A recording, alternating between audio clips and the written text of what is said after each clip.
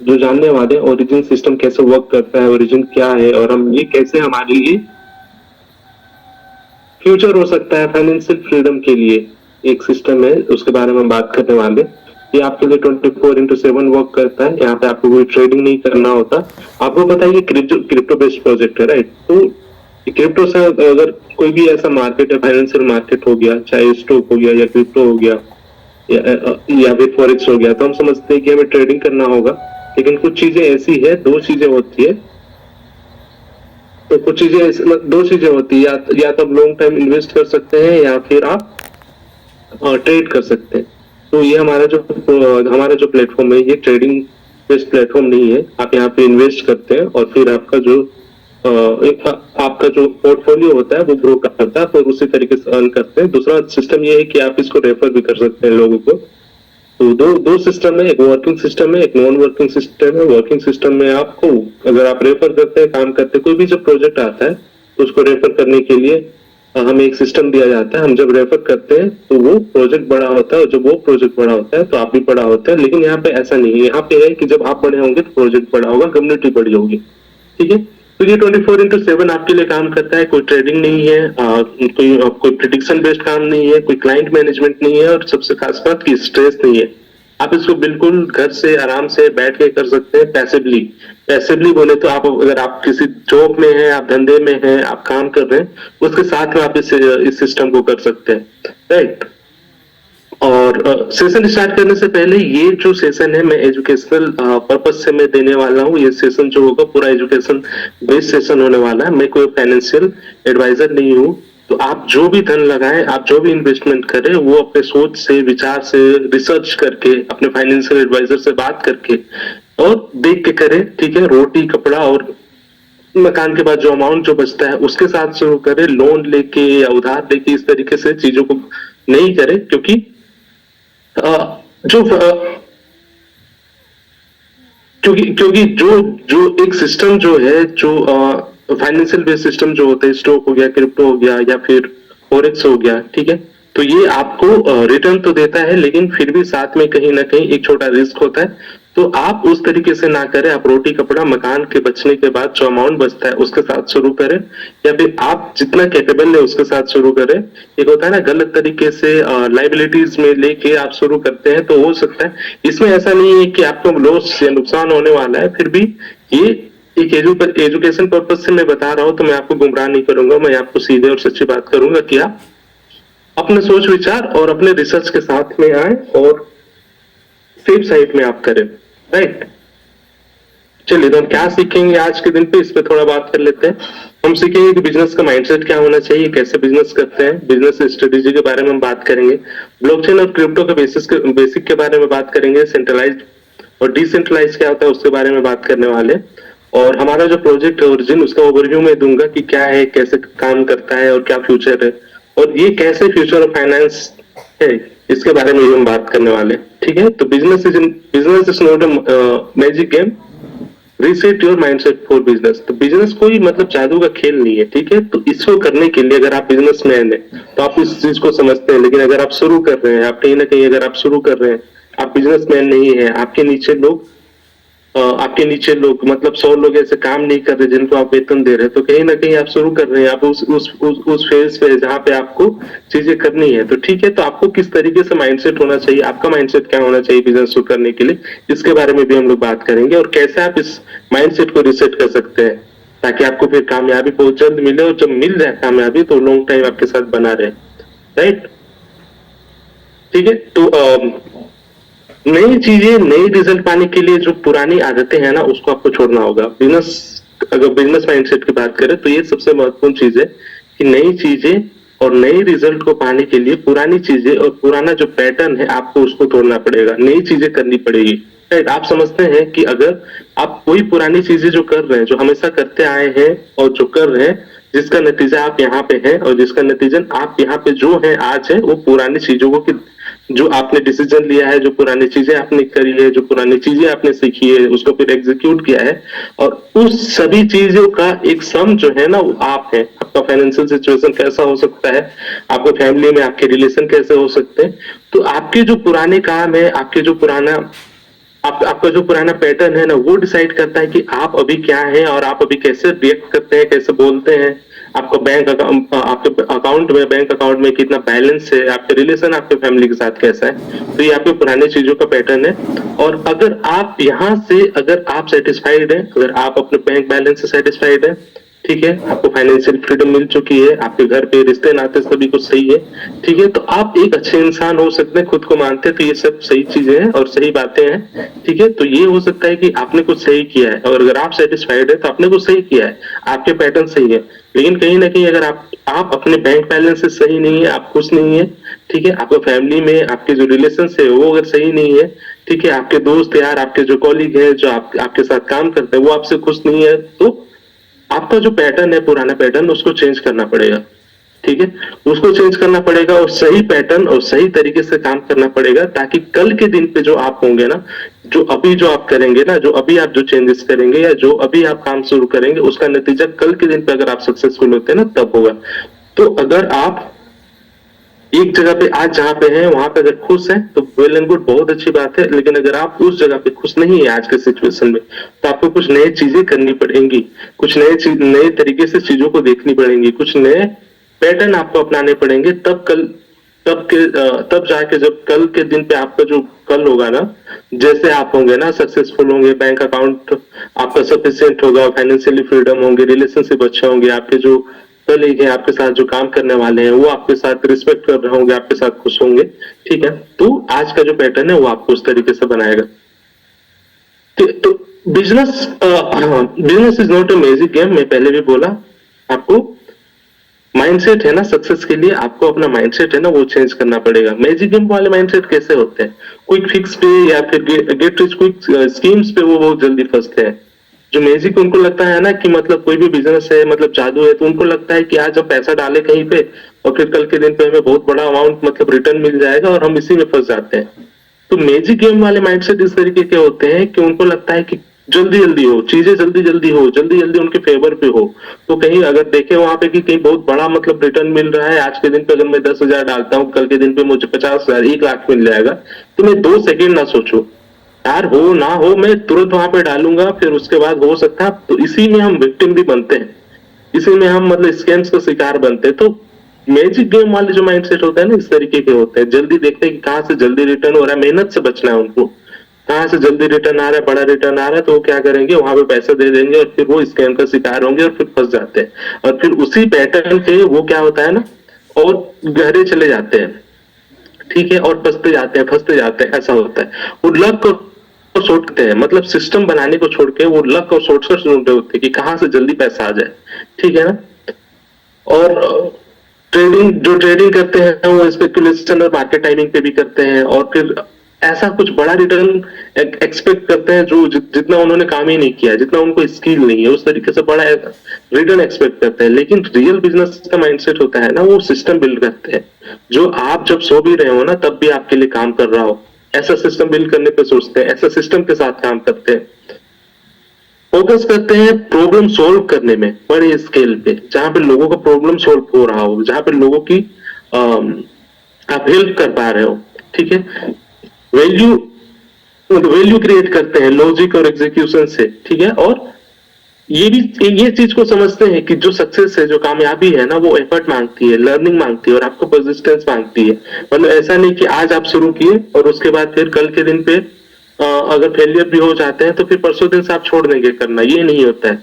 उसको आप बार बार रिपीटिव करते हैं। अगर आपको पता है कि आप जो चीजें कर रहे हैं वो सही है, या जो आप जो चीजें कर रहे हैं उसका फ्यूचर है, तो उसको आप बार बार रिपीटिव मोड पे करेंगे, चाहे फेल हो या फिर गिर रहे, फिर आप उठेंगे और फिर करते हैं चीजों को।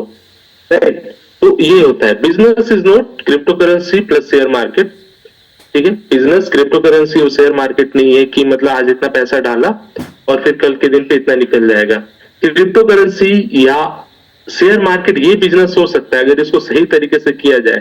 लेकिन ऐसा नहीं होता है कि आज आप 10,000 डाल रहे हैं और 1 लाख डाल रहे हैं और आप कल सोच रहे हैं कि हम ट्रेड करके ऐसे करोड़ों कमा ले। ट्रेडिंग माइंडसेट अलग होता है। ट्रेडिंग माइंडसेट को मैं गलत नहीं बोल रहा हूँ, लेकिन साथ में आपको एक स्ट्रेटेजिक, एक प्लानिंग होना चाहिए आपके पास। ठीक है, तो बिजनेस बिजनेस क्या है? बिजनेस वैल्यू क्रिएशन है, सिस्टमेटिक अप्रोच है, आप प्रॉब्लम सॉल्व कर रहे हो जहाँ पे आप लोगों की प्रॉब्लम सॉल्व कर रहे हो, जहाँ पे आप लोगों को वैल्यू क्रिएट मतलब वैल्यू क्रिएट कर रहे हो लोगों के लिए, ठीक है। आपका जो अप्रोच हो वो सिस्टमेटिक हो, सही तरीके से कर रहे हो, ठीक ठीक है। तो ये बिजनेस होता है। और मैं आगे बढ़ता हूँ। और आपको पता है ना कि आपको आपको पता है ना आपको पता है ना कि बिजनेस जब आप कर रहे होते हैं तो आपको टाइम देना होता है, राइट। आपको टाइम देना होता है, टाइम लंबा समय एक एक सही बिजनेस को स्टेबलाइज करने के लिए, सही तरीके से करने के लिए, लॉन्ग टर्म जाने के लिए ना आपको समय लगता है कोई भी बिजनेस में, ठीक है। तो हम देखते हैं मैकडोनल्ड जो है उसका इन्वेस्टमेंट इंडिया में और प्रॉफिट कैलकुलेशन क्या है, ठीक है। अगर हम ब्रेकडाउन पे देखें तो फ्रेंचाइजी फी जो होता है ना 25 से 30 लाख का होता है, ठीक है। सेटअप और इंफ्रास्ट्रक्चर, रियल एस्टेट, अगर इक्विपमेंट्स वगैरह जहाँ पे मैकडोनल्ड का अगर आप एक सेटअप करते हैं तो उसका जो रियल एस्टेट हो गया, उसका प्रॉपर्टी होगा, किस लोकेशन पे, किस प्रीमियम लोकेशन पे आप अपना स्टोर बिल्ड करेंगे। अब स्टोर बिल्ड करते हैं तो फिर क्या इक्विपमेंट्स होगा, सारे मतलब अगर आपको उसके सारे क्यूजिन उसका अगर चाहिए, उसके डिशेस चाहिए, या फिर जो भी है, जो भी मेन्यू पे अगर वो चाहिए आपको, तो उसके लिए क्या इक्विपमेंट लगेंगे वो सब सेट करते हैं। तो उसके लिए 6.6 6 से 14 करोड़ तक का आपका इन्वेस्टमेंट होता है। रॉयल्टी फीस जो है जो मैकडोनल्ड लेके जाएगा वो 4 से 6% तक का होता है। और फिर एडवर्टाइज करते हैं आप, एडवर्टाइजिंग पे लगाते हैं, वो 3% होता है ग्रोथ सेल्स का। मतलब आप एक फ्रेंचाइजी करते हैं तो उसके लिए 25 से 30 लाख देते हैं, और उस जगह जहाँ पे जिस जगह पे रियल एस्टेट वगैरह उसके जो होता है उसके लिए आप 6.5 से 14 करोड़ देते हैं। रॉयल्टी फी 4 से 6% का आप दे रहे ग्रोथ सेल्स का। और फिर उसको एडवर्टाइज भी तो करेंगे तो लोग को पता चले कि यहाँ पे मैकडोनल्ड का एक फ्रेंचाइजी है जहाँ पे हम जा सकते हैं, चिल कर सकते हैं, खा सकते हैं, ठीक है ना। तो उसके लिए फिर आपको एडवर्टाइज करना पड़ता है, तो उसके लिए 3% होता है जो ग्रोथ सेल्स का होता है, ठीक है। तो ये हो गया आपका इन्वेस्टमेंट, इतना इन्वेस्ट आप कर रहे होते हैं। उसके बाद प्रॉफिट और ब्रेक इवन एनालिसिस करते हैं, ठीक है। तो एवरेज एनुअल रेवेन्यू जो एक मैकडोनल्ड का होता है ना वो 2.6 करोड़ होता है पर आउटलेट का, ठीक है। सालाना उनका जो रेवेन्यू होता है वो 2.6 करोड़ का होता है। प्रॉफिट मार्जिन अगर देख ले तो 20 से 25%, मतलब 20,000 से 25,000 प्रॉफिट पर 1 लाख रेवेन्यू पे होता है। 1 लाख जो आप वो मैकडोनल्ड जो कमा रहा है ना उसका 20 से 25% ही प्रॉफिट होता है, बाकी उसका इन्वेस्टमेंट होता है, ठीक है। एनुअल प्रॉफिट देखिए तो 52 से 65 लाख का होता है। और ये ब्रेक इवन करने में ना एक मैकडोनल्ड को ना 2 से 3 साल लगता है। जो इनिशियल इन्वेस्टमेंट यहाँ पे अगर आप लेफ्ट साइड में देखेंगे 25 25 लाख, फिर इधर पे 30 लाख, और इधर पे देखिए आप 14 करोड़ तक, फिर रॉयल्टी फी और एडवर्टाइजिंग फी, ये सभी को रिकवर करने के लिए ना 2 से 3 साल लगता है। उसके बाद फिर जाके वो फिर प्रॉफिट होता है, अगर वो लोकेशन अच्छे लोकेशन पे है, अगर लोग वहां कंटिन्यू आना शुरू करें या कंटिन्यू आते रहे तब वो जाके प्रॉफिटेबल होगा, ठीक है। तो कोई भी एक, मेरा बोलने का ये मतलब है कि कोई भी अगर एक बिजनेस शुरू कर रहा है ना तो उनको पता होता है कि थोड़ा टाइम लगेगा, ठीक है। अभी के टाइम पे अगर आप ओरिजिन पे नए हैं तो आपको बहुत ज्यादा सिचुएशन के बारे में पता नहीं, लेकिन अगर आप पुराने हैं तो आपको पता है कि क्या पैनिक सिचुएशन हो रहा है, अभी प्राइस नीचे क्यों जा रहा है, लिक्विडिटी बढ़ रहा है लेकिन प्राइस नीचे, बहुत तरीके के क्वेश्चंस हैं, ठीक है ना। तो मैं इस टाइम पे मैं ये बोलना चाहूंगा कि बस आप थोड़ा सा धीरज रखिए, यूज केस देखिए चीजों का, कैसे हो रहा है, क्या हो रहा है। जैसे जैसे इन्फॉर्मेशन आएगी, जैसे जैसे चीजें आगे बढ़ेगी, फिर आप देखेंगे कि आपका डिसीजन जो था वो सही था। और बहुत सारे ऐसे लोग भी होंगे जो अपना एसेट बेच बेच के, अपना एसेट निकाल के फिर चले जाएंगे और बाद में कभी रिग्रेट कर रहे होंगे कि हम अगर उस दिन पे रखे होते, हम एलजीएनए सेल नहीं किया होता हमने, मतलब इस प्राइस पे हमने थोड़ा देर वेट किया होता, हमने थोड़ा देर और रखा होता, थोड़े दिन और रखे होते, तो उनका वो हो रहा। तो आप वो लोगों को आप समझिए कि उनका जो माइंडसेट है ना वो शॉर्टकट है, वो पैनिक मोड पे आते हैं, ठीक है ना। उनको लग रहा है कि आज के दिन पे अगर प्राइस नीचे गया है तो ये नीचे ही जा रहा है। बहुत सारे लोगों का मतलब बहुत अलग अलग तरीके का सवाल होता है कि इसका जो ग्राफ है वो हमेशा प्राइस नीचे की ओर हो रहा है। सर आप जितने भी सक्सेसफुल जो, और भी ऐसे मैं बहुत सारे प्रोजेक्ट बता दूंगा, तो सभी का जो ग्राफ है ना ऑलमोस्ट ऐसे ही दिखता है इनिशियल के कुछ ईयर्स में। अभी तो ओरिजिन का 2 ही साल हुआ है ना, मतलब भले ही 14 साल पुराना प्रोजेक्ट है, 14 साल पुराने तरीके मतलब पहले से काम हो रहा है, डेवलपिंग फेज में था, लेकिन जो इसका जो लॉन्चिंग है वो तो 2 साल का हुआ है ना। तो 2 साल में जब कम्युनिटी बिल्ड हो रही होती है ना तब तक चीजें पता नहीं चलती।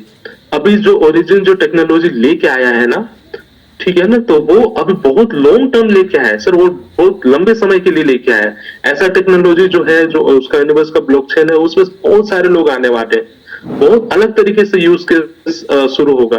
तो ये लॉन्ग टर्म बिजनेस है, ये लॉन्ग टर्म मतलब सोच है। आप अभी नहीं देख पा रहे, लेकिन आप कल के दिन पे जब देखिएगा, जब यूज केस शुरू हो जाएगा, ये जो इसका जो ये जो ब्लॉकचेन है, उसके बाद देखिए कि कैसे जो अभी जो सिचुएशन है वो 360 डिग्री कैसे रोटेट करता है।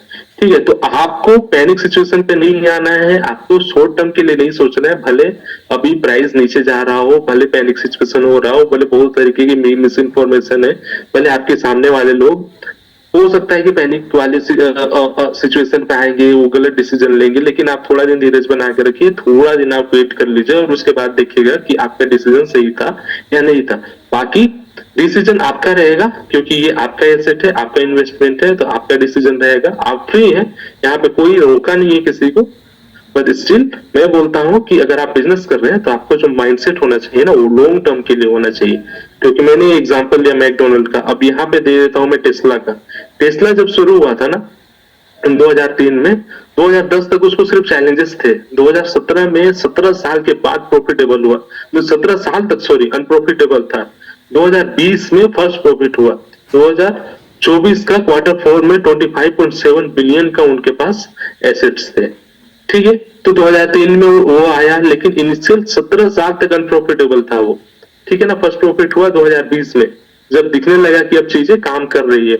और उसके बाद Q4 2024 का रेवेन्यू जो था ना वो 25.7 बिलियन का था। तो सोचिए कि एक अगर आपको अपने प्रोजेक्ट पे, अपने जो प्रोडक्ट है और अपनी चीजों पे अगर भरोसा है, ठीक है, और अपने अपने अपने जो बिजनेस कर रहे हैं, जो आप वैल्यू प्रोवाइड कर रहे हैं, उस पर भरोसा है ना, तो ये थोड़े दिन के जो अनप्रॉफिटेबिलिटी होता है ना, थोड़े दिन के जो चैलेंजेस होता है ना, उससे आप नहीं घबरा सकते, उससे पीछे नहीं भाग सकते। थोड़ा दिन वेट करना होगा, थोड़ा दिन करते रहना होगा, परसिस्टेंस के साथ लगे रहना होगा, उसके बाद आप प्रॉफिटेबल जरूर होंगे। ठीक है, तो यही है अमेजन का भी जर्नी है। इसके बारे में अभी हम आज का सेशन हम बहुत लंबा नहीं रखने वाले, तो मैं इसको स्किप करता हूँ। लेकिन अगर आप फिर अगर आपको जानना है तो आप ये देख सकते हैं, राइट, ये आप देख सकते हैं, पढ़ सकते हैं इसके बारे में, जेमिनी से पूछ लीजिए या गूगल कर लीजिए। चलिए अब सेशन शुरू करते हैं। ठीक है, तो उससे पहले कि पैसा क्या है, ठीक है, तो हम जब भी अपॉर्चुनिटी सेशन पे होते हैं, जब हम चीजों को जान रहे होते हैं, ओरिजिन को जान रहे होते हैं, तब हमें बात करते हैं कि हम पैसा क्या है। तो पैसे दो लोगों के बीच का ट्रस्ट है, पैसे कम्युनिटी के बीच का ट्रस्ट है, पैसा दो देशों के बीच या सभी देशों के बीच का ट्रस्ट है। ठीक है ना, पैसा का एवोल्यूशन कैसे हुआ, पैसा कैसे अपने फॉर्म पे आया। तो पहले हम बार्टर सिस्टम पे मुझे किसी चीज की रिक्वायरमेंट होती थी और फिर अगला को किसी और चीज की रिक्वायरमेंट होती थी, तो हम ऐसे एक्सचेंज करते थे। ठीक है ना, लेकिन ये बहुत ज्यादा सस्टेनेबल नहीं था। तो जो भी चीजें सस्टेनेबल नहीं होती है, ठीक है ना, वो इवॉल्व करता है, वो चेंज होता है। ठीक है, तो बार्टर सिस्टम में क्या था, हम चीजों को एक्सचेंज करते थे, लेकिन ये बहुत लंबे समय के लिए सस्टेनेबल नहीं था। क्योंकि अगर मुझे कुछ मुझे अगर राइस चाहिए होगा और अगला वाला इंसान को, मेरे पास आटा होगा और अगला इंसान को आटा चाहिए होगा, लेकिन उसको राइस नहीं चाहिए होगा। मेरे पास राइस है, मुझे आटा चाहिए, ठीक है, लेकिन दूसरे इंसान के पास आटा तो है लेकिन उसको राइस नहीं चाहिए। फिर इस तरीके में हमें कोई एक और इंसान को ढूंढना पड़ेगा। तो ये बहुत ही कॉम्प्लिकेटेड था और ये बहुत सस्टेनेबल नहीं था। ठीक है ना, तो इसको फिर हम, ये जो मोड ऑफ एक्सचेंज है, इसको हम चेंज किए और फिर हम गोल्ड और सिल्वर पे आए कि हम एक करेंसी यूज करेंगे। गोल्ड रहेगा हमारे पास, हम गोल्ड लेंगे या कोई भी कदम सिल्वर या जो भी कोई भी मेटल हम देंगे, और उसके बाद वो क्या करेगा, हमको सामान देगा। लेकिन फिर उसको हम कैरी नहीं कर सकते थे बहुत ज्यादा, उसको बहुत ज्यादा हम कैरी करके इधर उधर घूम नहीं सकते थे, वो रहे थे, या फिर हम कितना जितना सामान चाहिए उतना नहीं, और फिर लूटपाट का डर। तो ये चीजें थी, तो ये भी सस्टेनेबल नहीं था। फिर उसके बाद फिर पेपर आया, ठीक है, जहां पे हम पेपर करेंसी एक्सचेंज करने लगे। उसके बाद फिर प्लास्टिक आया, जहां पे हम एटीएम कार्ड जैसे यूज करने लगे। फिर डिजिटल आ गया, अभी हम क्यूआर कोड स्कैन कर सकते हैं। लेकिन कहीं ना कहीं ये सभी चीजें लिमिटेड है, एक टाइम तक ही चलेंगी। उसके बाद फिर जो आएगा, जो आ रहा है, जो आ चुका है, ये क्रिप्टो है। ठीक है, ये क्रिप्टो इसीलिए इसको बोला जाता है कि ये फाइनेंस के फ्यूचर है। ठीक है ना, और ट्रेडिशनल सिस्टम में देखा जाए तो पहले ट्रेडिशनल कंट्रोल किनके पास होता था, बैंक्स के पास होता था, गवर्नमेंट करती थी, सेंट्रल अथॉरिटीज के पास होता था।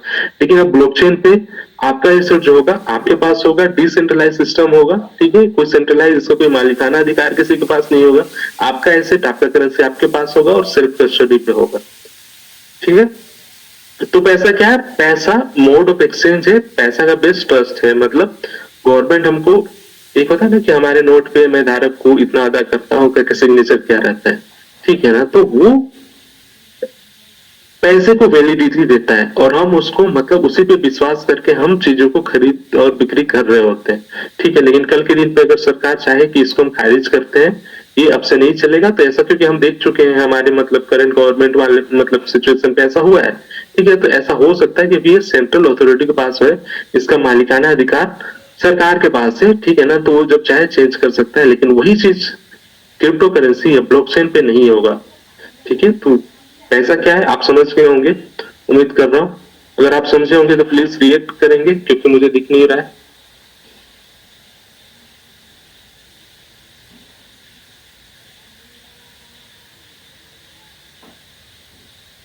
Okay right.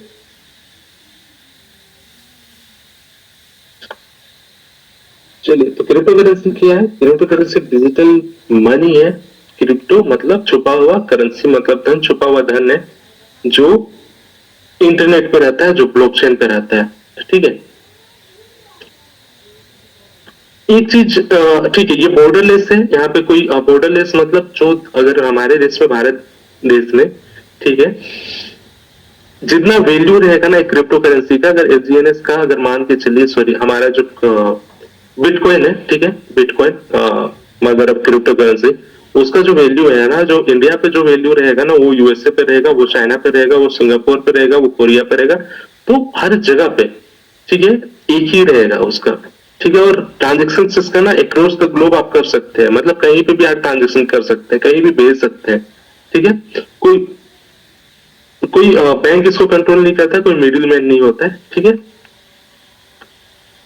Peer to peer कर सकते हैं, और ब्लॉकचेन टेक्नोलॉजी पे चलता है और यूजर कंट्रोल करता है। तो क्रिप्टो करेंसी क्या है? क्रिप्टो करेंसी डिजिटल मनी है जो इंटरनेट पर रहता है, जिसमें कोई बैंक का कोई हस्तक्षेप नहीं होता है, कोई मिडिल मैन का कुछ भी नहीं होता, आपका एसेट है वो आपके पास रहता है। ठीक है, तो ये है क्रिप्टो करेंसी। और क्रिप्टो करेंसी का एवोल्यूशन, इसके बारे में अगर मैं बात करूं तो बिटकॉइन आया था 2008 में, उसके बाद एथेरियम आया, ठीक है, और उसके बाद फिर वेब3 अभी जो चल रहा है, और जहां पे हमारा प्रोजेक्ट जो है उसको डिप्लॉय किया गया है। तो अगर बिटकॉइन की बात की जाए तो 2008 में आपको याद होगा फाइनेंशियल क्राइसिस जब आया था।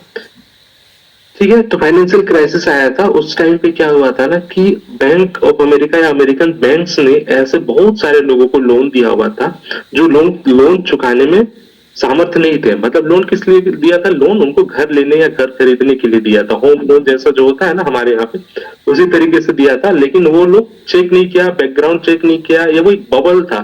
तो उससे क्या हुआ ना कि लोग लोन चुकाने में असमर्थ थे, लोन चुका नहीं पाए, तो क्या हुआ ना कि घर की कीमतें घटने लगी। ठीक है ना, अब लोग चुका नहीं पा रहे तो घर की कीमत क्या हुआ? घटने लगी। घर की कीमत घटने लगी तो घर के साथ में उसके रिलेटेड, उससे एसोसिएटेड जितनी भी चीजें थी उनकी कीमत घटने लगी। तो ये बबल जो बना था ना वो फूटा। और उसके बाद क्योंकि यहाँ पे मैनिपुलेशन हुआ था, बैंक के पास लोन देने के लिए, मतलब बैंक के पास उतने पैसे नहीं होते जितना वो लोन आपको देती है। वो लोन जब आपको देती है और आप उसको पैसा बना बना के हर मंथ और मंथ आप उसको जब ईएमआई चुका रहे होते हैं ना, तो उसे एसेट बना रही होती है। ठीक है, बैंक आपके अकाउंट में एक नंबर रिफ्लेक्ट करेगी। 10 लाख का लोन लिया आपने, 10 लाख आपके बैंक अकाउंट में रिफ्लेक्ट किया।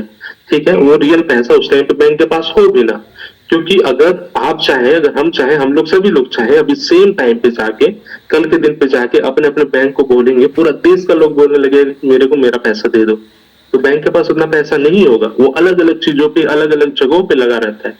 ठीक है, तो हम अगर कल के दिन पे सभी लोग जाएं और हम बोले कि हमें अपना पैसा विड्रॉ करना है, मेरा बैंक में जितना पैसा है, तो बैंक नहीं दे पाएगा, क्योंकि अलग अलग चीजों पे, अलग अलग जगहों पे, अलग अलग प्रोजेक्ट में वो पैसे लगे रहते हैं। और फिर जो लोन देता है ना, वो बस एक नंबर होता है, आपके बैंक अकाउंट में रिफ्लेक्ट करेगा। आपको उसके बाद next month, month on month आपको ईएमआई बनाएंगे, आप पैसे कमाएंगे और उसको चुकाएंगे। तो इस तरीके से बैंक एसेट बनाता है।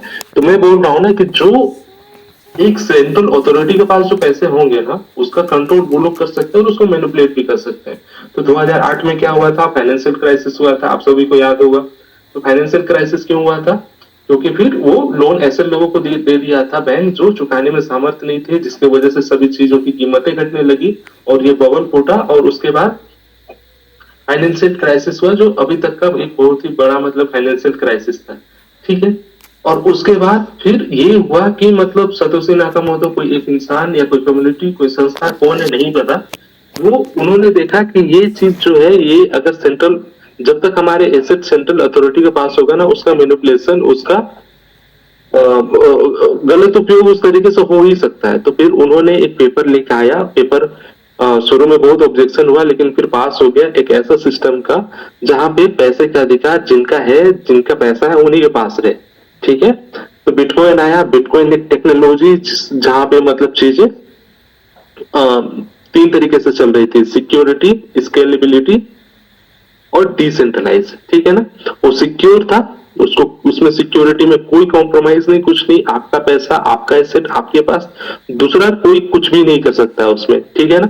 स्केलेबिलिटी मतलब आप ले दे सकते हैं और आप दूसरे को ट्रांसफर कर सकते हैं, ये चीजें थी, ठीक है। और उसके बाद फिर क्या थे उसमें, डिसेंट्रलाइज, मतलब डिसेंट्रलाइज में कि इसका जो अथॉरिटी है वो आपका पैसा आपके पास हो, किसी भी सेंट्रल अथॉरिटी, किसी भी एक इंसान का कोई स्वामित्व या कुछ ऐसा ना हो आपके पैसों पे, ठीक है, उसका कंट्रोल ना हो। तो ये चीजें थी, लेकिन स्केलेबिलिटी में उसमें भी लिमिटेशन था, एक सेकंड में 60 ट्रांजेक्शन ही होते थे, ठीक है ना, एक सेकंड में 60 लोग ही लेन देन कर सकते थे। तो ये चीजें, तो ये लिमिटेशन था उस टाइम पे, तो ये लिमिटेशन को देखा एथेरियम ने, उसको फुलफिल किया, फिर एथेरियम आया और एथेरियम के सेकेंड लेयर पे हमारा जो प्रोजेक्ट है आज के दिन पे डिप्लॉय किया गया, ठीक है। और उसके बाद फिर वेब 3 आया, तो वेब 3 का मतलब ये होता है कि मतलब प्रॉपर डिसेंट्रलाइजेशन, ठीक है। तो ये और वेब 3 पे ही हमारा प्रोजेक्ट आज के दिन पे डिप्लॉय किया गया। तो आप समझ गए क्रिप्टो का कैसे एवोल्यूशन हुआ। इसको अगर आप मैं बहुत ही मतलब शॉर्ट में बताने का कोशिश किया हूँ, क्योंकि हम हर ये अगर हम इस पे बात करें तो एक अपने आप में एक बड़ा टॉपिक है और अपने आप में हम 2-3 घंटे इस पे बात कर सकते हैं, लेकिन हमारा मुद्दा आज का ये नहीं है। लेकिन आप देखिएगा, पढ़िएगा, ये बहुत इंटरेस्टिंग टॉपिक है और बहुत ही, जब आप खुद से पढ़ेंगे देखेंगे तो मजा आने वाला है, ठीक है। अब ब्लॉकचेन क्या है, तो ब्लॉकचेन डिजिटल लेजर है, ठीक है ना, जहां पे आपका जो एसेट है, डिजिटल एसेट है, जो आपका करेंसी वो रहता है, ठीक है। आपको लगता है कि आपका जो डिजिटल एसेट है वो आपके वॉलेट पे रहता है, नहीं सर, ऐसा नहीं है, आपके वॉलेट पे नहीं रहता है। जैसे कि अगर आप ओरिजिन करते हैं या फिर कोई भी जैसे बिटकॉइन है, तो आपका जो, आपको लगता है कि आपके वॉलेट पे, आपका वॉलेट पे मतलब आपका डिजिटल एसेट है, आपका वॉलेट जो है ना वो ताला और चाबी है, ठीक है ना। लेकिन जो आपका करेंसी है ना, जो आपका एसेट है ना, वो ब्लॉकचेन पे रहता है, ठीक है ना। इसीलिए हमें 12 फेज का की मिलता है, तो हमें और वहां पे रिफ्लेक्ट करता है हमारे वॉलेट पे कि हमारे पास इतने एसेट है, लेकिन आपका एसेट जो होता है वो ब्लॉकचेन पे रहता है, आपका वॉलेट पे नहीं रहता, ठीक है। तो ब्लॉकचेन क्या है, तो ब्लॉकचेन एक डिजिटल लेजर है, ठीक है, डिजिटल नोटबुक है, जहां पे हम देख सकते हैं और कोई भी इसको चेंज नहीं कर सकता है, ट्रांसपेरेंट है, सिक्योर है और डिसेंट्रलाइज है, ठीक है। तो अब ब्लॉकचेन कैसे बनता है, हम इस पे भी थोड़ा सा बात कर लेते हैं, ठीक है। तो जैसे कि देखो इसमें क्या होता है, मैं समझाता हूँ। एक इंसान दूसरे इंसान को, एक पर्सन दूसरे पर्सन को अगर डिजिटल एसेट भेजता है, ठीक है ना, तो इसके लिए दो प्रोसेस है। एक जैसे माइनिंग वाला है, तो उसमें मैं बताता हूँ कि एक इंसान दूसरे इंसान को पैसा भेजा, तो क्या हुआ ना कि उस पैसा को भेजने के लिए ना बहुत सारे जो कंप्यूटर्स होते हैं ना उसको वेरीफाई करते हैं, ठीक है, उसको वेरीफाई करते हैं, बहुत सारे सिस्टम है, उसको वेरीफाई करते हैं कि ये ट्रांजेक्शन एक्चुअल में सही में गया है क्या। यहाँ से जो इस वॉलेट से दूसरे वॉलेट पे एक पर्सन ने दूसरे पर्सन को अपने वॉलेट से उसके वॉलेट पे जो पैसा भेजा, तो बहुत सारे जो सिस्टम है ना उसको वेरीफाई करते हैं। वेरीफाई कैसे करते हैं, तो हर ब्लॉकचेन का अपना मैथमेटिकल पजल्स होते हैं, उसको उसको सॉल्व करके, मैथमेटिकल पजल मतलब बहुत सारा नंबर। आप समझो कि आप कमरे में, जितना कमरे में रहते हो ना, उतना बड़े कमरे में मतलब मैथमेटिकल एक पजल होगा जिसमें सब्ट्रैक्शन, मल्टीप्लिकेशन, एडिशन, ये सभी कुछ होगा और उतना बड़ा नंबर पे होगा। तो ह्यूमनली ये पॉसिबल नहीं है, लेकिन कंप्यूटर क्या करता है, कंप्यूटर उसको वेरीफाई करने के लिए कि ये ट्रांजेक्शन हुआ है कि नहीं, तो उसको वेरीफाई करने के लिए क्या करता है ना, उसको सोल्व करता है, ठीक है ना, सोल्व करता है और उसके बाद वो सोल्व करके प्रूफ ऑफ वर्क देता है कि देखो ये ट्रांजेक्शन हुआ है और इसको मतलब इसको मैंने वेरीफाई करने के लिए ये पजल को सोल्व किया है और इसका मैं प्रूफ ऑफ वर्क दे रहा हूँ कि ट्रांजेक्शन हुआ है। और जैसे वो प्रूफ ऑफ वर्क देता है ना, तो एक ब्लॉकचेन उसमें जुड़ता है, ठीक है। और उसके बाद और भी कंप्यूटर्स करते हैं, तो मतलब जैसे क्या होता है, सभी मतलब जैसे 10-12 कंप्यूटर कर लिए, 10-12 सिस्टम उसको वेरीफाई किया और उसके बाद प्रूफ ऑफ वर्क दिया, ठीक है ना, तो वो बन के एक ब्लॉकचेन बना और उसमें ये होता है कि हाँ चलो ठीक है, ये ट्रांजेक्शन हुआ है, इसका वेरिफिकेशन हमारे पास है, और वेरिफिकेशन हुआ है, इसका प्रूफ हमारे पास, प्रूफ ऑफ वर्क हमारे को इतना सिस्टम ने दिया हुआ है। तो इस तरीके से चीजें होती है, और फिर हम समझ जाते हैं कि यहाँ पे ट्रांजेक्शन हुआ है। ठीक है, तो ये बहुत अंदर से थोड़ा सा कॉम्प्लिकेटेड है, लेकिन ये सभी चीजें आप देख सकते हैं, ट्रांसपेरेंट है, सिक्योर और डिसेंट्रलाइज है।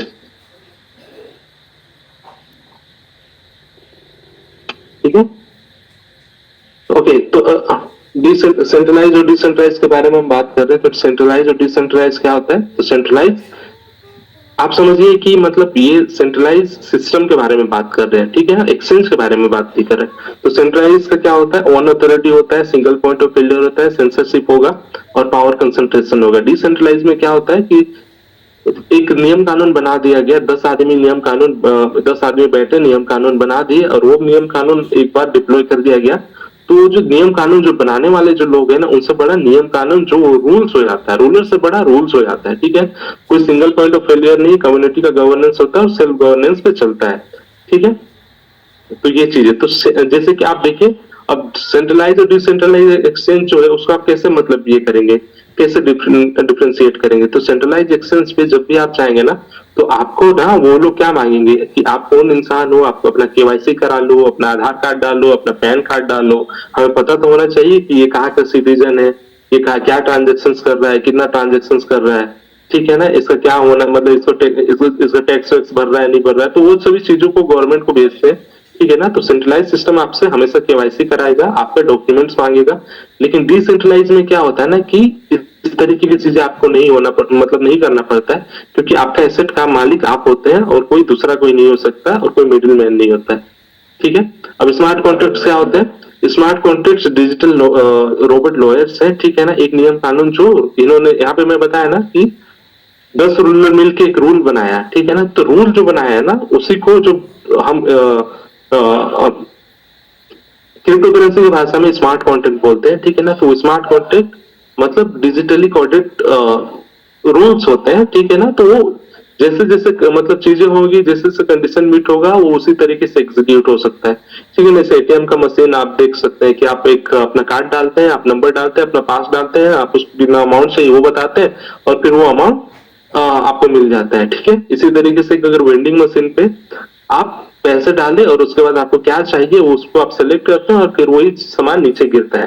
ठीक है ना, तो ये किस तरीके से, तो ये इसी तरीके से कोडेड किया गया है कि जब भी कोई पैसा डालेगा और अपना सामान बताएगा, अपना अमाउंट बताएगा, वो ऑटो एग्जीक्यूट होगा और उस तरीके से गिरेगा। ठीक है, तो इसी तरीके से अगर मतलब ये ह्यूमन का बनाया अगर आप समझे, तो इस तरीके से स्मार्ट कॉन्ट्रैक्ट ऐसे हो सकते हैं। इसी तरीके से क्रिप्टो करेंसी में भी स्मार्ट कॉन्ट्रैक्ट होते हैं कि जब ये चीजें होंगी तो दूसरी चीजें जो इनके साथ में होने वाली है वो ऑटो एग्जीक्यूट हो जाएंगी। तो इस तरीके से आप समझ सकते हैं। ठीक, अगर नेचर में देखें तो डिसेंट्रलाइजेशन आपको पता है कि मतलब अब हमारे नेचर को ही देख लीजिए, सूरज किस टाइम पे उगना है, सूरज किस टाइम पे डूबना है। ठीक है ना, उसके बाद बारिश होगा, उसके बाद फिर सर्दी का मौसम आएगा, फिर गर्मी आएगा, पतझड़। तो ये जो चीजें है ना, वो भी आप समझिए कि मतलब एक सिस्टम है जो ऑटोमेटिकली इसके बाद ये, इसके बाद ये, इस तरीके से इसके बाद ये होना है, इसके बाद ये होना है, इस तरीके से होती रहती है। तो ये भी कहीं ना कहीं कोड किया गया है किसी के द्वारा, समझ सकते हैं। तो उसी तरीके से जब हमारे सिस्टम पे कोई भी नियम कानून बना के जिसको डिप्लॉय किया जाता है, ठीक है ना, कंप्यूटर पे, तो उसको हम स्मार्ट कॉन्ट्रैक्ट बोलते हैं, जिससे छेड़खानी नहीं किया जा सकता है, जिसके साथ आप कोई भी चेंजेस नहीं कर सकते हैं। एक बार बना दिया गया उसी तरीके से होगा। तो इसमें क्या होता है ना, फ्रॉड या स्कैम या इस तरीके जो चीजें होती है ना, वो करना थोड़ा मुश्किल हो जाता है। कॉइन्स और टोकन क्या है? तो कॉइन्स कॉइन्स का अपना नेटिव अपना ब्लॉकचेन होता है। जैसे ठीक है, आप बिटकॉइन, एथेरियम, लाइटकॉइन, इस तरीके से जो चीजें है ना वो कॉइन्स है, लेकिन दूसरों को ब्लॉकचेन पे चलने वाला जो करेंसी होता है उसको टोकन बोलते हैं, जिसको हम यूटिलिटी के लिए, रिवॉर्ड के लिए, गवर्नेंस के लिए यूज कर सकते हैं। हमारा जो प्रोजेक्ट है ओरिजिन, उसका जो टोकन है वो एलजीएनएस, वो गवर्नेंस टोकन है। ठीक है, जहां पे हम वोटिंग भी कर सकते हैं और कोई भी डिसीजन लेने के लिए भी हम इसको यूज कर सकते हैं। ठीक है, तो ये है क्यों क्रिप्टो करेंसी। तो क्रिप्टो करेंसी इसलिए क्योंकि फ्रीडम है, सिक्योरिटी है, कल के दिन पे ग्लोबल बॉर्डरलेस ट्रांजैक्शंस का एक तरीका है, अपॉर्चुनिटी, और ये फ्यूचर ऑफ मतलब फाइनेंस का फ्यूचर है। ठीक है, अगर आप आज के दिन पे नहीं करते हैं तो कल के दिन पे आपको करना ही होगा। तो इस तरीके का चीजें हैं अभी क्रिप्टो करेंसी में।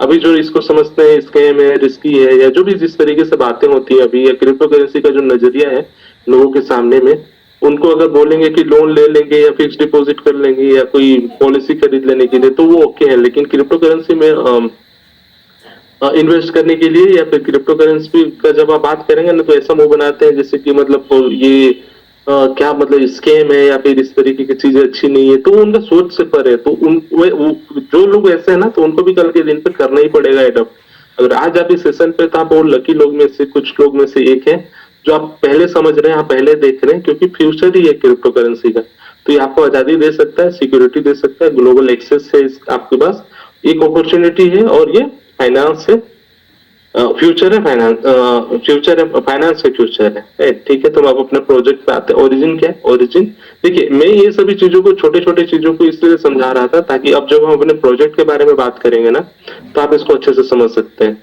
ठीक है, ओरिजिन क्या है? Origin web 3 decentralize finance system है जो पॉलीगॉन के ब्लॉकचेन पे है। ठीक है, अभी तक तो है। अभी देखिए, अभी अब जैसे जैसे फाइंडिंग्स आएगा, जैसे जैसे रिलीवेशन होंगे नए नए चीजों के, अभी हमारा खुद का ब्लॉकचेन आ गया, तो अभी चीजें किस तरीके से चेंज होगी वो देखने वाली चीज है। लेकिन अभी Origin web 3 decentralize finance system है जो पॉलीगॉन के ब्लॉकचेन पे है, जहां पे आप अपना जो पैसे होते हैं वो स्टेक करते हैं। पैसे स्टेक नहीं करते हैं, आप अपना एसेट स्टेक करते हैं, वो ग्रो करता है, आप अर्न करते हैं। ठीक है, कुछ ओरिजिन का कुछ टेक्निकल फैक्ट्स ये है कि ये लॉन्च हुआ था 7 मार्च 2024 को। ब्लॉकचेन इसका पॉलीगॉन है, जैसे मैंने बताया। इसका जो टोकन है उसको लोंगिनस से एलजीएनएस भी बोलते हैं। ये ऑडिटेड प्रोजेक्ट है। ये इसका जो वॉलेट है, आप कोई भी डिसेंट्रलाइज वॉलेट आप यूज कर सकते हैं। इसका जो एक्सचेंज है क्विक स्वैप पे कर सकते हैं। कुछ कोर प्लेटफॉर्म फीचर अगर हम समझे तो जीरो जॉइनिंग फी है। ठीक है, कोई एंट्री फीस नहीं है, कोई हिडन कॉस्ट नहीं है, कोई प्रीमियम पैकेज नहीं है, कोई रिन्यूअल नहीं है, कोई सब्सक्रिप्शन नहीं है, कोई पीरियोडिक पेमेंट नहीं है, कोई ऑटोमेटिक रिन्यूअल्स नहीं है कि आपके मतलब अकाउंट से कुछ ऐसे ऑटोमेटिक कुछ पैसे कट गए या इस तरीके की चीजें नहीं है, क्योंकि ये सेंट्रलाइज प्रोजेक्ट नहीं है। जीरो डे स्टेकिंग है। ठीक है, आप आज आप स्टेक किए और कल आपको समझ में आया कि नहीं मुझे नहीं करना है या मुझे समझ में नहीं आ रहा था, अपन स्टेक करके बाहर जा सकते हैं। कोई आपको रोकेगा नहीं, कभी भी स्टार्ट कर सकते हैं और इमीडिएट आपको रिवॉर्ड दिखना शुरू हो जाता है। कोई वेटिंग पीरियड नहीं है, फुली डिसेंट्रलाइज है, कोई एडमिन कंट्रोल नहीं है, कोई सेंट्रल अथॉरिटीज को कंट्रोल नहीं करता है, और कोई सिंगल पॉइंट ऑफ फेलियर नहीं है। ट्रांसपेरेंट रिवॉर्ड है, सबको एक ही तरीके से रिवॉर्ड मिलता है, सबको एक जैसा मिलता है। ठीक है, विजिबल है, पब्लिक के ब्लॉकचेन पे है, कोई हिडन मैकेनिज्म नहीं है। ओरिजिन प्रोमिस करता है एलजीएनएस के बदले में एलजीएनएस कोड ड्रिवन है, मतलब स्मार्ट कॉन्ट्रैक्ट के द्वारा चलता है। कोई इंसान बैठ के इसको कंट्रोल नहीं कर रहा होता, और कोई counter party, third party risk नहीं है। ठीक है, तो एलजीएनएस का ओवरव्यू यही है कि स्मार्ट कॉन्ट्रैक्ट 137 स्मार्ट कॉन्ट्रैक्ट के साथ शुरू हुआ था। कुछ कुछ स्मार्ट कॉन्ट्रैक्ट अभी चालू है, यूज कर जैसे जैसे शुरू होगा स्मार्ट कॉन्ट्रैक्ट आते जाएंगे। ठीक है, आपका एसेट जो है आपके पास रहता है। आप अपना चाबी, आप अपना वॉलेट का चाबी आपके पास होता है। आप आपका मतलब आप जो भी एसेट आप जो ओन करते हैं ना, आप होल्ड करते हैं और आप ही उसके मालिक होते हैं। कोई इस तरह की इसको नहीं कर सकता है, एक्सेस नहीं कर सकता है। ठीक है, ओके। तो ओरिजिन कैसे मतलब आप इसमें अर्न करते हैं, आप स्टेक करते हैं। ठीक है, और कैसे अर्न करते हैं? आप स्टेक करते हैं, 8 घंटा में आपका 0.2% से लेकर 0.4% तक का ग्रोथ होता है। ठीक है, अब जैसे ग्रोथ होता है उसी तरीके से आप हर 8 घंटे में ग्रोथ होता है, और 1 घंटे में मतलब सॉरी 1 दिन में अगर 8 घंटे का 3 साइकिल अगर आप कर ले, तो अगर 0.2% के अगर हिसाब से मिल रहा है तो 0.6% का ग्रोथ आपको 1 दिन पे होता है। ठीक है, आप उसी तरीके से मंथ का कैलकुलेट कर सकते हैं, उसी तरीके से ईयर का कैलकुलेट कर सकते हैं, और आप देख सकते हैं कि आपका जो ग्रोथ है वो किस तरीके से हो सकता है। ठीक है, ऑटो कंपाउंडिंग, ये कंपाउंडिंग में भी होता है। ठीक है, वो ऐसा नहीं है 0.2% से हो रहा है तो मतलब वो 0.2% से ही होगा, वो 0.2% के परसेंटेज के साथ में उसमें कंपाउंडिंग भी ऐड हो जाता है। ठीक है, तो ये पुराना डेटा है जब 0.4 का जो रिवॉर्ड रेट, 0.4 का जब रिवॉर्ड रेट था उस टाइम क्या है। लेकिन अगर इस चार्ट को देखेंगे, ठीक है, तो अगर आपके पास 100 एलजीएनएस है, आप 100 एलजीएनएस से लेते हैं। ठीक है, तो 0.6 के हिसाब से अगर आप देखेंगे तो 3 मंथ में आपका क्या ग्रो होगा अगर उसी तरीके से आप एक साल के लिए छोड़ देंगे ना, तो 900 अप्रोक्स आपका, अगर 100 से भी शुरू करते हैं, 100 एलजीएनएस से शुरू कर सकते हैं, और अभी का जो रिवॉर्ड रेट है 0.2% के हिसाब से देखें तो 12 मंथ में आपका जो 100 जो एलजीएनएस आपने जो इन्वेस्ट मतलब जो आपने जो स्टेक किया था ना, वो 900 या 950 के आसपास में ये होता है। ठीक है, ये ग्रो करता है, और ये ऑटो कंपाउंडिंग में, मतलब ये कंपाउंडिंग में करता है। तो इस तरीके से आप देख सकते हैं कि आपका जो एसेट है वो किस तरीके से आपका एसेट बड़ा होता है। ठीक है, तो ये रहा अभी तक जो है ना, अभी तक हम जो इसका ये जो ग्रोथ हम जो देख रहे हैं, आपका जो रिवॉर्ड देख रहे हैं, ठीक है, ये हम देख रहे हैं, ये नॉन वर्किंग मॉडल है, जिसमें आप एक बार आते हैं, आप अपना कुछ प्रिंसिपल अमाउंट लेके आते हैं। ठीक है, इसका प्रिंसिपल अमाउंट कैसे लेके आते हैं आप, आपके पास आईएनआर है, सपोज कीजिए आपके पास 50,000 आपके पास इंडियन करेंसी है। ठीक है, उसको लेके आते हैं, फिर आप उसे यूएसडीटी देते हैं। ठीक है, अगर आप खुद से प्रॉपर सिस्टम के थ्रू जाना चाह रहे हैं, तो आप उससे क्या करते हैं, 50,000 से यूएसडीटी आप खरीदते हैं, यूएसडीटी से फिर आप डाई खरीदते हैं, फिर डाई से फिर आप एलजीएनएस खरीदते हैं, और उसके बाद उसको स्टेक करते हैं। आपका वो हर दिन हर 8 घंटे में वो 0.2 से लेके ग्रो करता है, और वो ग्रो करते जाता है ऑटो कंपाउंडिंग में। ठीक है, और आपका जो एसेट है, आपका जो पोर्टफोलियो है, बड़ा होते जाता है। ठीक है, आप इसको पीयर टू पीयर भी कर सकते हैं। आप कोई ऐसा कम्युनिटी का कोई ऐसा इंसान जिसको एलजीएनएस बेचना है, आप उससे खरीद सकते हैं, या जब आपको एलजीएनएस बेचना है तो वो खरीद सकता है। तो पीयर टू पीयर भी लोग करते हैं, लेकिन आप एक प्रॉपर सिस्टम से भी कर सकते हैं।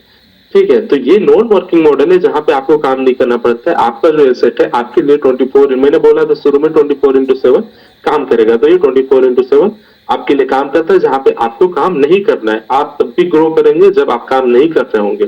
ठीक है, इसलिए मैंने बोला कि पैसिवली आप किस तरीके से पैसे बना सकते हैं, जब आप खुद भी काम ना करें, तो एक सिस्टम है जो 24/आवर, जब आप सोए भी रहे तब भी आपके लिए काम करता रहेगा।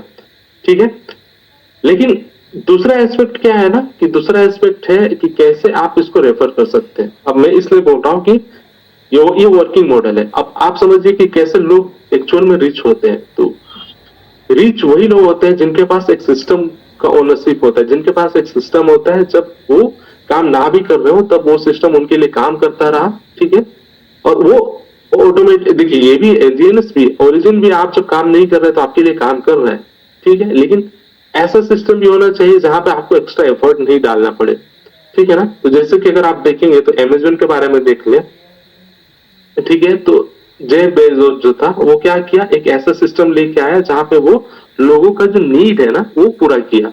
लोगों का नीड क्या था, अगर इससे पहले आप देखिए तो हमारे, अगर आप शहर पे रहते हो, टायर 1 टायर 2 अगर सिटी में रहते हैं, तो आपको पता है कि पहले इस तरीके की चीजें नहीं थी। आज आप घर बैठे बहुत सारी चीजों पे एक्सेस कर सकते हैं। आप खाना मंगा सकते हैं, आप सामान मंगा सकते हैं, आप ब्लिंकिट कर सकते हैं, आप जेप्टो जोमेटो कर सकते हैं, स्विगी कर सकते हैं। अगर आपको कहीं पे जाना है ट्रांसपोर्टेशन के नाम पे, तो आप रैपिडो कर सकते हैं, ओला कर सकते हैं। ठीक है ना, तो ये सभी का ना ये सभी चीजों को ना ई कॉमर्स बोलते हैं। ये ई कॉमर्स का जो शुरुआत हुआ था ना, ये जरूरत था ना, वो अमेजोन ने इसको सबसे शुरू में लेके आया था। और अमेजोन ने क्या किया, लोगों का जरूरत है कि लोगों को सामान बेचना है, खरीदना है, लेकिन उनके पास प्लेटफॉर्म नहीं है।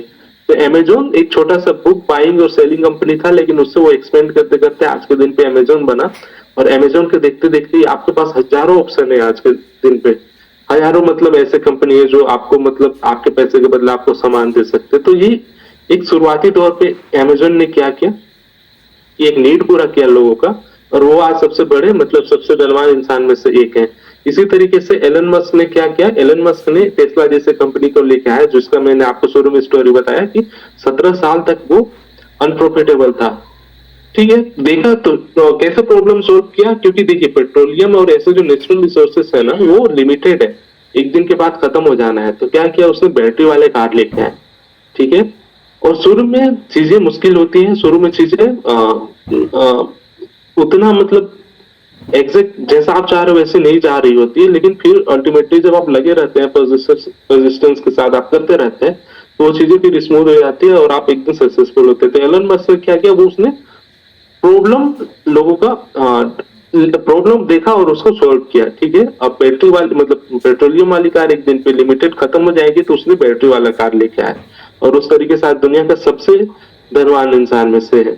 ठीक है, तो आपके पास एक ऐसा कोई सिस्टम होना चाहिए जिसका आप ओनर हो, या और वो आप जब सो रहे हो तब भी आपके लिए काम कर रहा हो, ठीक है, और वो अपने आप उसी तरीके से स्केल भी होता रहे, ठीक है, और पैसिवली आपके टाइम के बिना भी आपको पैसा बना के देता रहे, ठीक है, आपका बिना एक्स्ट्रा आवर्स उसमें डाले हुए, ठीक है। ट्रेडिशनल काम क्या होता है ना, वो तभी काम करता है जब आप काम कर रहे होते हैं और आप जितना टाइम दे रहे होते हैं ना उतना ही वो आपको मतलब काम करके देगा, उतना ही पैसा बना के देगा, और जितना ज्यादा आप काम करेंगे उतना ज्यादा परेशान होंगे। तो ऐसा सिस्टम होना चाहिए जहां आपको आपके टाइम के मतलब जब आप टाइम ना भी दे रहे हो ना तो आपके लिए काम कर रहा हो। तो दो चीजें हैं, आप इस तरीके से पैसे बना सकते हैं, आप लोगों का नीड जो है, उनका जो जरूरत है उसको पूरा कीजिए, या उनका प्रॉब्लम है उसको फुलफिल कीजिए, आप पैसे बना सकते हैं, ठीक है। तो आपके पास ऐसा क्या प्रोडक्ट या ऐसा कुछ सर्विस, ऐसा कुछ बिजनेस है जो लोगों का नीड और प्रॉब्लम को फुलफिल कर रहा है? अगर है तो बहुत बहुत अच्छी बात है, वेल एंड गुड, आप लगे रहिए, आप बड़े मतलब बड़ा काम कीजिएगा, बड़े पैसे बनाइएगा। लेकिन अगर नहीं है, ठीक है, तो आपको ऐसा सिस्टम, ऐसा प्रोडक्ट चाहिए होगा, ठीक है। देखिए अभी सेलिब्रिटी भी अगर अपना ब्रांड वैल्यू, अपना मतलब फेस वैल्यू के दम पे, अब देखो हर कुछ वो क्या नहीं बेच रहे होते हैं जो मतलब मोराल से बाहर है, ठीक है ना। गुटखा बेचना और पान मसाला बेचना, ये मतलब अगर कोई सेलिब्रिटी है जिसको लोग भगवान की तरफ पूजते हैं, माला पहनाते हैं, उनके लिए क्यों जरूरी है पान मसाला मतलब बेचना या गुटखा बेचना, इस तरीके की चीजें हैं, ठीक है, दारू बेचना है, तो उनके लिए क्यों जरूरी है? उनके लिए जरूरी नहीं है। उनको लोग तो मतलब इस तरीके से सर पे वो चढ़ा के रखे हैं, लेकिन फिर भी वो लोग इस तरीके के बेच रहे हैं, ठीक है ना। उनके पास मतलब पैसों की कमी नहीं, फिर भी बेच रहे हैं। लेकिन जब बात हमारी आती है कि हम कुछ ऐसा चीजें हमारे पास जो है, जो हमारा जिंदगी बदल रहा है, या हमारे पास ऐसा कोई चीजें हैं जो लोगों का जिंदगी बदल सकता है, और हम बेचना भी नहीं, हमें उसको एजुकेट करना है, तो हमें मतलब झिझक होती है, हमें शर्म महसूस होती है कि क्या मतलब है कि मार्केटिंग कर रहा है या फिर इस तरीके की चीजें। तो ठीक है, आपके पास अगर प्रोडक्ट और सर्विस है तो वेल एंड गुड, बहुत अच्छी बात है। अगर प्रोडक्ट एंड सर्विस नहीं है तो आपके पास ओरिजिन है, ओरिजिन लोगों का प्रॉब्लम और लोगों का नीड दोनों पूरा पूरा कर रहा है एक साथ में। लोगों का नीड अभी क्या है और लोगों का प्रॉब्लम अभी क्या है, ठीक है ना। लोगों का प्रॉब्लम ये है कि सभी को, लोगों का नीड ये है कि सभी को पैसा बनाना है, बड़ा पैसा बनाना है, या फिर सभी को पैसा बनाना है इनफ, इतना कि घर द्वार अपना मतलब घर आसानी से चल सके, सही तरीके से चल सके। लेकिन प्रॉब्लम क्या है कि कैसे बनाना है पैसा, किस तरीके से बनाना है वो नहीं पता, क्योंकि हम जिस एजुकेशन सिस्टम में पले बढ़े हैं ना, हमको एक लिमिटेड सोच तक ही रखा जाता है, ठीक है, लिमिटेड सोच तक ही रखा जाता है कि हम जॉब करेंगे, 8 घंटा 10 घंटा काम करेंगे तब जाके कुछ पैसे आएगा। लेकिन दुनिया वहीं तक सीमित नहीं है, दुनिया में बहुत कुछ चीजें ऐसी हो रही है जहां पे आप पैसा बना सकते हैं। बस आपको थोड़ा नजरिया आपको सही करना है, थोड़ा ऊपर आंख उठा के देखना है, थोड़ा गर्दन ऊंचा करके देखना है। बहुत सारी चीजें ऐसी है जो आपको पैसे बना के देगी, वो भी सही तरीके से, आप जहाँ पे किसी का नुकसान नहीं कर रहे होंगे, आप जहाँ पे मतलब लोगों का ब्लेसिंग पा रहे होंगे। तो इस तरीके की चीजें हैं, बस आपको पढ़ना है, आपको रिसर्च करना है, आपको समझना है कि आप जो चीजें कर रहे हैं वो सही है, कितना एथिकल है, कितना सही है। तो इस तरीके की चीजें जब आप करने लगते हैं ना तो आपको मिलती है, मतलब पैसा मिलने लगेगी। तो ओरिजिन आपको ये सिस्टम अभी दे रहा है जहां पे आप लोगों का नीड और प्रॉब्लम एक साथ फुलफिल कर सकते हैं। जब बाकी लोग सामान और प्रोडक्ट बेच सकते हैं तो आप क्यों ना ऐसा लोगों को एजुकेट करें जहां पे आप उनको समझा सके, वहां जहां पे उनका जिंदगी बना सके और फिर उनको भी मदद हो। तो ऐसे चीजों में आपको करने में क्या झिझक है? तो ओरिजिन में एक तो ये हो गया कि आपके पास क्या है, नॉन वर्किंग सिस्टम है जहां पे आप काम नहीं कर रहे हैं लेकिन आपके लिए काम कर रहे हैं। लेकिन एक वर्किंग सिस्टम है जहां पे आप रेफर करके दूसरे लोगों को, जो अगर आपके लिए वर्क कर रहे हैं तो आप उनके लिए वर्क कराओ, उनके लिए बता, ठीक है, और उसके बाद फिर आप पैसे बनाओ। तो ये भी चीजें हैं, ठीक है। अगर आपके पास सिस्टम नहीं है तो ओरिजिन आपको, मतलब लंबी कहानी को छोटा करके ये बताऊं तो यही है कि अगर आपके पास सिस्टम नहीं है जो आपको 24/7 पैसा बना के दे रहा हो, ठीक है, आपका एक्स्ट्रा एफर्ट नहीं मांग रहा हो, और फिर वो अपने आप में बड़ा होते जा रहा हो, ठीक है। अगर आपके पास ऐसा कोई सर्विस या प्रोडक्ट नहीं है तो आपके पास ओरिजिन है जहां पे आप लोगों को रेफर कर सकते हैं, लोगों को एजुकेट कर सकते हैं, जो आपके लिए काम कर रहा है, जो आपके लिए मतलब आपको ग्रोथ दे रहा है, ठीक है, आपका जिंदगी संवार रहा है, तो आप जो दूसरे लोगों को भी हेल्प कर सकते हैं। तो ये आपके पास एक दूसरा मॉडल देता है जिसको हम रेफरल मॉडल कहते हैं, ठीक है, जहां पे आप रेफर कर सकते हैं और आपको पैसे बनेंगे, ठीक है। तो ये मैंने डिस्कस कर लिया है, ठीक है। आपको कोई प्रोडक्ट नहीं बेचना है, ठीक है, आपको कोई सामान नहीं बेचना है, बस आप नॉलेज शेयर करो, दूसरों को एजुकेट करो, ठीक है, और उस तरीके से आपका जो आपका जो एसेट है, आपका जो पोर्टफोलियो है वो बड़ा होगा और साथ में आप दूसरों को भी हेल्प कर सकते हो, आप टीम बना सकते हो। ठीक है, तो इस तरीके से आप रेफर करके पैसे बना सकते हो।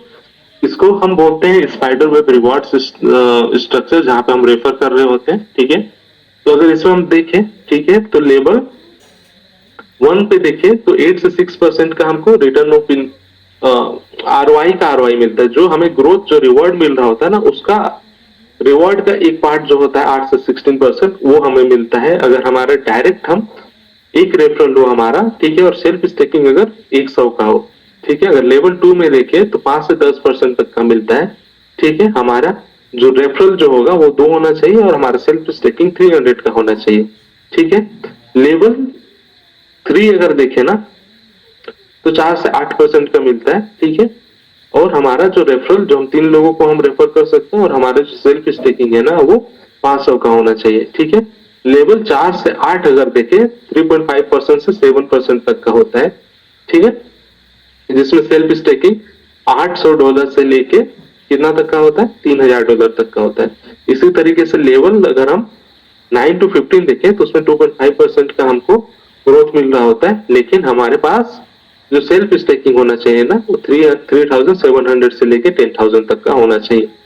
ठीक है, जो पुराने लोग हैं उनको तो ये चीजें मतलब इसमें कहीं डाउट नहीं होगी। जो नई चीजें हैं, हो सकती है आपको एक बार में समझ ना आए, तो आपको जिन्होंने रेफर किया है, आपको जिन्होंने बुलाया है, ठीक है, आपका जो सीनियर है उनसे आप डिस्कस कीजिएगा और इस चीज को और अच्छे तरीके से समझ सकते हैं।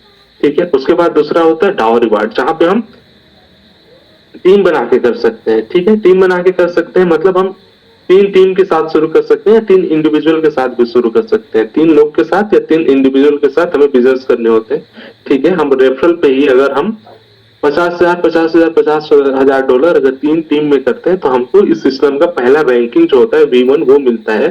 ठीक है, जहां पे हमें जो रिवॉर्ड रेट जो होता है टीम का वो 1 से 5% तक का मिलता है हमें। ठीक है, जो अर्निंग पर डे के हिसाब से अगर हम देखें तो 15 से लेके 22 LGNS पर दिन के मिलते हैं। ठीक है, अगर यही 50,000 अगर आप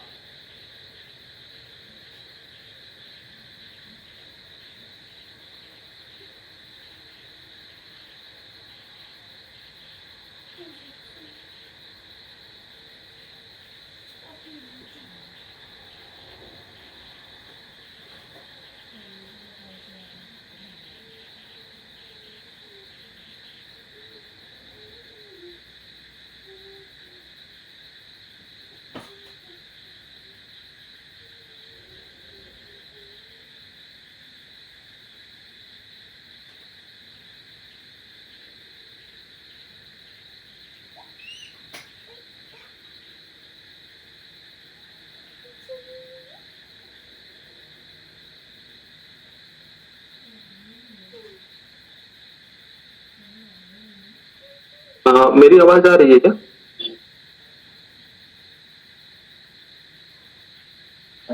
जी सर, विजुअल है। ओके, विजिबल है सर। मैं मीटिंग से बाहर चला गया था। ओके, हरी सर कहाँ तक थे हम?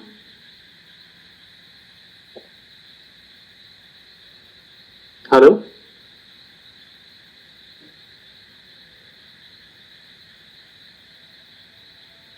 जी सर जी। जी सर, हम कहाँ पे थे? मैं थोड़ा बाहर चला गया था, शायद मैं आउट हो गया था मीटिंग से।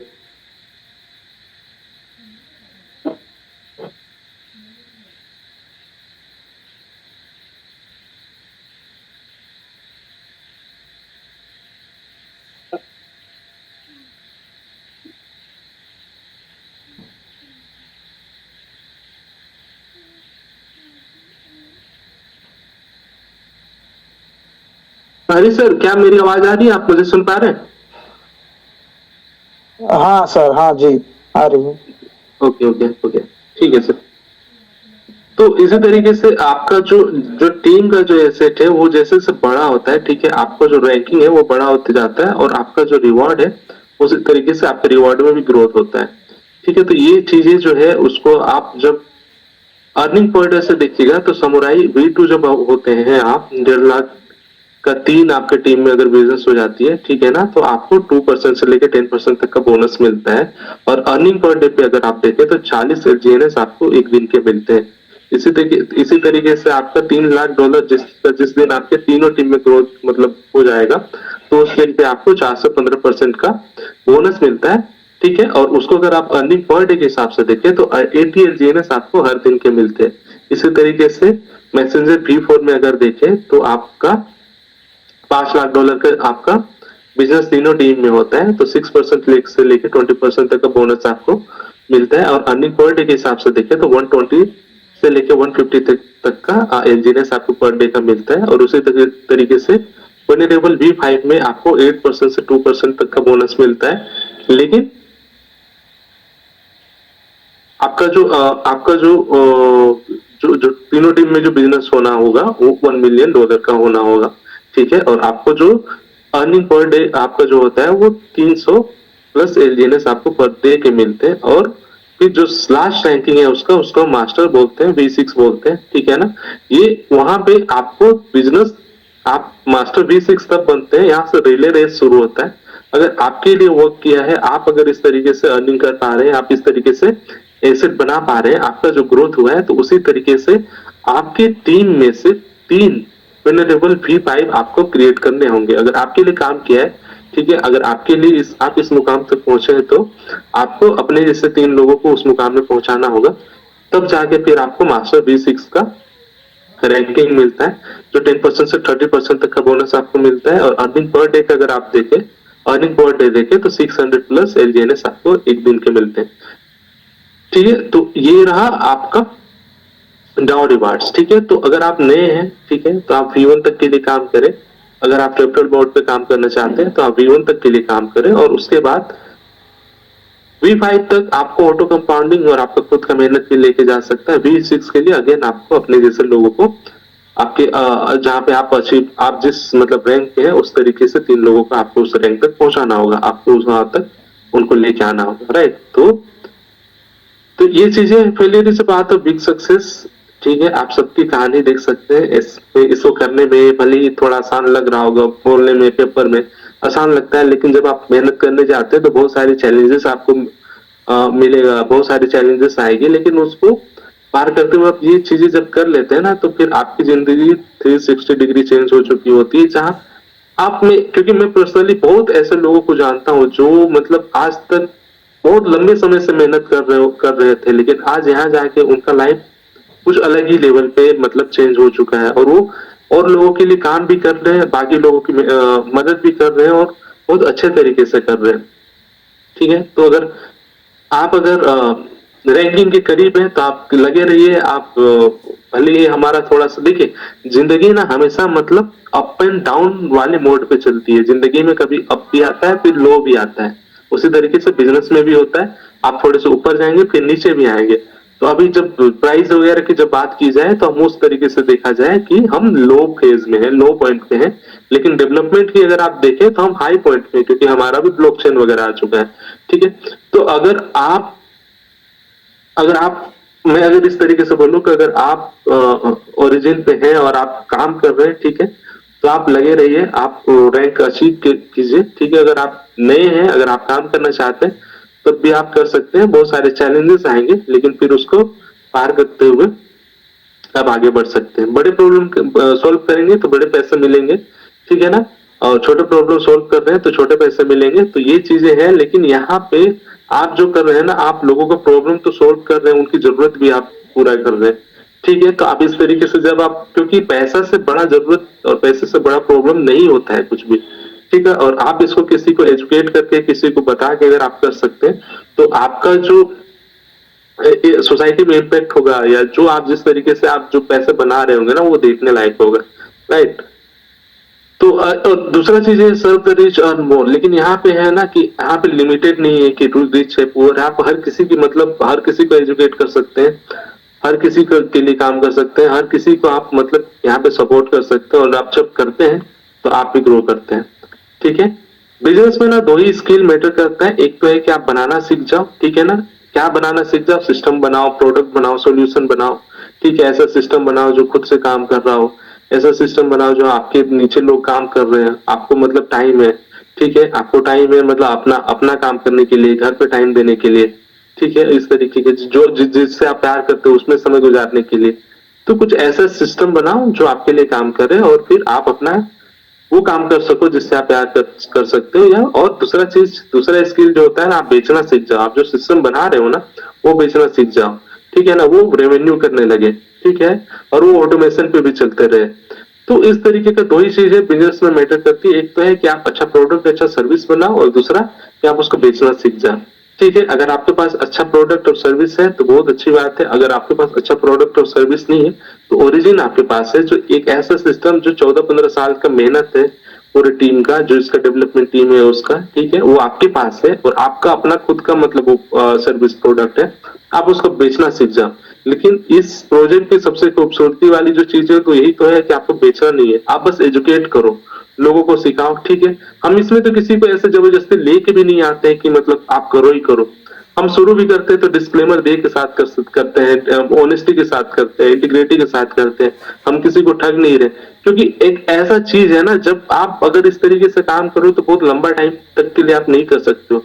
हम ऑनेस्टी के साथ कर रहे हैं, हम सही से कर रहे हैं, सही से एजुकेशन लेते हुए हम एजुकेशन प्रोवाइड कर रहे हैं। तो ये अगर आप ये करने लोगे तो फिर आप पैसे बना पाओगे, ठीक है। यही होता है, 99% फेल होते हैं, 1% फिर से शुरू करता है। आज के दिन पे आप बहुत सारे स्पीकर को सुनते हैं जो B1 है, B5 है, ठीक है ना। सभी का लाइफ ऐसा शुरू से ही मतलब इतना आसान नहीं था या नहीं होता है, ठीक है। वो भी जब शुरू किए, वो भी जब काम शुरू किए तो बहुत बार गिरे होंगे, फिर उठे होंगे, और फिर वो करते रहे, उठ के करते रहे, चलते रहे, भले ऊपर नीचे हुआ चीजें, मतलब बिजनेस में ऊपर नीचे जैसे चीजें होती उस तरीके से उनके साथ भी हुआ, उनके जीवन में हुआ, प्रोजेक्ट के साथ भी हो रहा है, ठीक है ना। लेकिन लगे रहना है, और लगे रहना है, जब आप लगे रहते हैं ना तब आपको फिर रिजल्ट भी आपको देखने को मिलता है।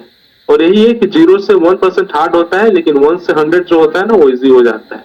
तो आप अगर अभी फेज पे हैं जहाँ पे शुरुआत कर रहे हैं तो 0 से 1% है, जो थोड़ा मुश्किलें हो सकती है, लेकिन फिर आपके लिए चीजें आसान हो जाएंगी, ठीक है। हम इन्फिनाइट लेवरेज की दुनिया पे रहते हैं जहाँ पे हमारे एक फोन कॉल पे हजारों लोग जोड़ सकते हैं। आप उसका इस्तेमाल करो, ठीक है। और उसके बाद लॉन्ग टर्म मतलब आप सोचो, लॉन्ग टर्म करने का सोचो, ठीक है।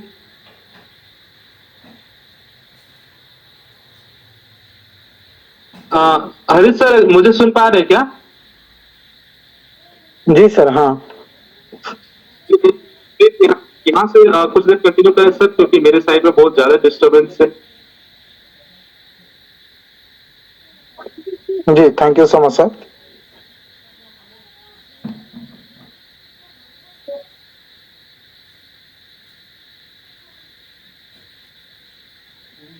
अगेन आप सभी का मैं वेलकम करना चाहूंगा, और सभी का थैंकफुल कि आपने बड़े प्यार से हमारे नीतीश शाह सर को सुना, और हमारे नीतीश शाह सर जी ने बहुत ही प्यारे ढंग से और बहुत ही इजी टू सिंपल वे हमको एक एक चीजों को समझाया, है ना। हमको पूरा सिस्टम के बारे में पूरा जो हमारे अवार्ड रिवॉर्ड्स है, और जो भी हमारे सिस्टम के द्वारा कैसे बनाए जाते हैं, लोगों को कैसे प्लान एक्सप्लेन करना है ना, उनके पर्सन के हिसाब से, तो उन चीजों को हमको काफी अच्छे तरीके से समझाया, बताया। और आई होप आप सभी ने, जो व्यक्ति यहाँ पर बैठे हैं और बड़े ध्यान से सुन रहे हैं, क्योंकि देखिए दो तरीका होता है कि लोग क्या होते हैं कि रेडियो की तरह सिर्फ मीटिंग्स ऑन करके छोड़ देते हैं।